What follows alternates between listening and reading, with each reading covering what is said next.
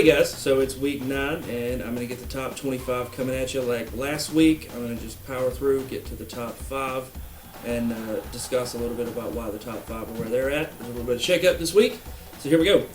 25, I've got the Roadrunners of UTSA. I've got BYU at 24 and Coastal Carolina at 23.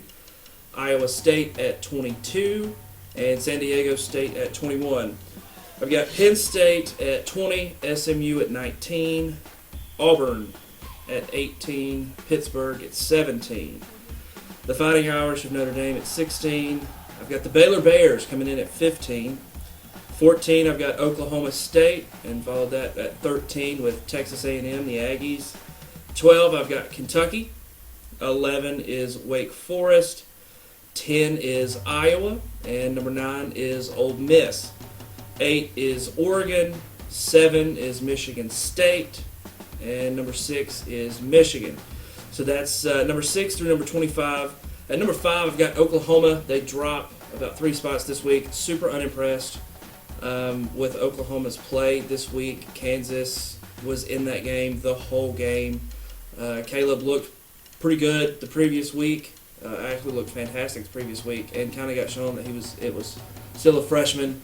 This week, I don't think the Sooners have any kind of defense that would hold up against elite or moderately elite offenses. They weren't holding up against Kansas, and I'm not trying to dispel Kansas, but they're a 2-5 team. They did take the 5th loss there with Oklahoma, but it was a game.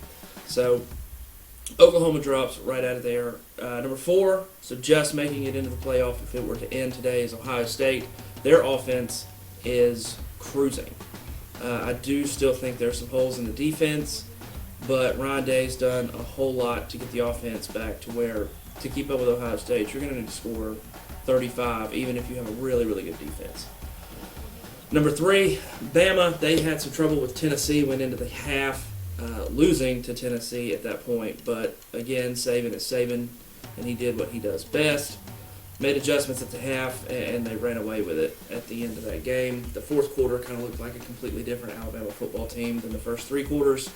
So I'm still in between of, I think Bama's very good, but I don't know if they were sleepwalking or if Tennessee's actually got a decent team. Tennessee's played that way a couple of games this year, and then other games they've just completely fell apart. So I'm not sure.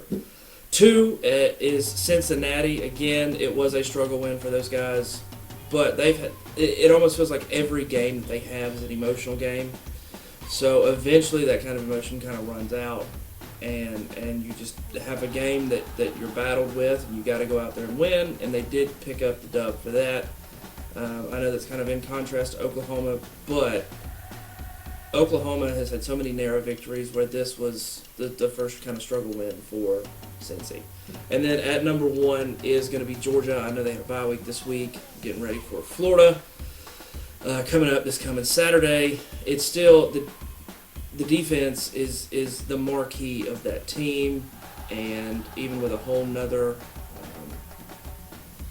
week in the books, no other defense has come close. Like, this is a historical defense for Georgia, and you will see if they keep that running through this Florida team that's been able to put up points, got the 2 QBs rotating in and out. So we'll see a neutral site game for Georgia, see if the defense holds up against Florida. I personally think they will. So for that one, we'll go ahead and say I think Georgia pulls that one out. That feels like a 35-14 game. I do think a couple of touchdowns get lost. One of those is going to be a defensive touchdown for Florida. But I think Georgia controls the time of possession the most, and they themselves get a special teams or defensive touchdown, makes it 35-14, maybe 35-17. That's what this game feels like to me. And interesting stat that I read this morning, every time that the Braves have went to the World Series in a year, the Bulldogs have lost the cocktail party game. So that's going to be a break, because the Braves are in fact going to the World Series, and I'm picking Georgia over the Florida Gators this week. We'll see how it all works out. Go Braves. All right, guys. Thanks again. Super quick video for you today. If you would, please hit that subscribe button. Please hit that little notification bell, let you know when I upload a video. And give this video a like. I enjoyed these. Again, you guys know I love watching college football and talking with you guys on the channel. So if you agree, disagree, who do you think should be higher? Who do you think should be lower?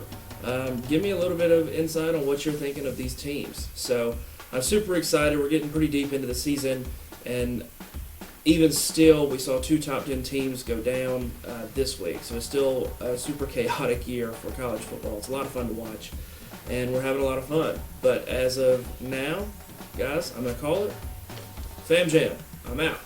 Thanks. Audio Jungle.